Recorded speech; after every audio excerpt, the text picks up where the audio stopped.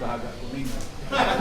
Simbolis kembali menjadi kader Partai Golkar. Hidup Golkar! Hidup! Menang Golkar! Menang! Foto. Ya, sama ibu. OKK DPD 1 Golkar yang berhadir, Pak Sukri Rahmat SH MH, dan juga Ketua DPD Golkar Kota Suku Salam, saudara kami Fajri Munte.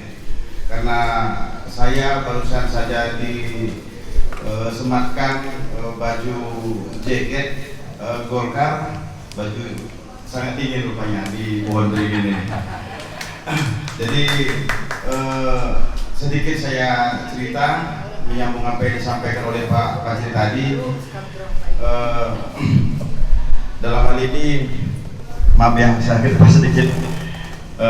Sebelumnya memang kami di Partai PKPI di 2008, 2009, 2014 saya menjadi anggota DPR, Ketua Komisi B, ketuanya Bang Fajri membidangi perekonomian.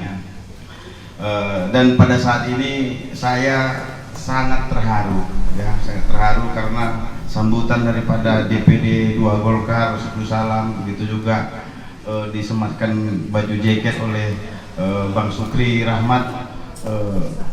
Saya sangat terharu dan sangat berterima kasih. Rupanya di Partai Golkar ini di bawah pohon beringin sejuk dan nyaman. Dan niat dan tujuan saya untuk bergabung ke Partai Golkar ini adalah melihat visinya. Visinya adalah, begitu tadi lagu masnya saya dengarkan, adalah pejuang orang yang berkarya. Jadi orang-orang yang berkarya maka di Partai Golkar lah tempatnya. Yang kedua, niat saya itu tadi juga disampaikan bahwa kita akan mengusung Pak Erlangga sebagai Presiden Republik Indonesia di 2024 nanti. Begitu juga Bapak T. Nurlik sebagai Gubernur Provinsi Aceh. Dan yang terpenting, saya akan berjuang sekuat tenaga, pikiran dan tenaga untuk menjadikan Bapak Fajri Munte menjadi Wali Kota Suku Salam.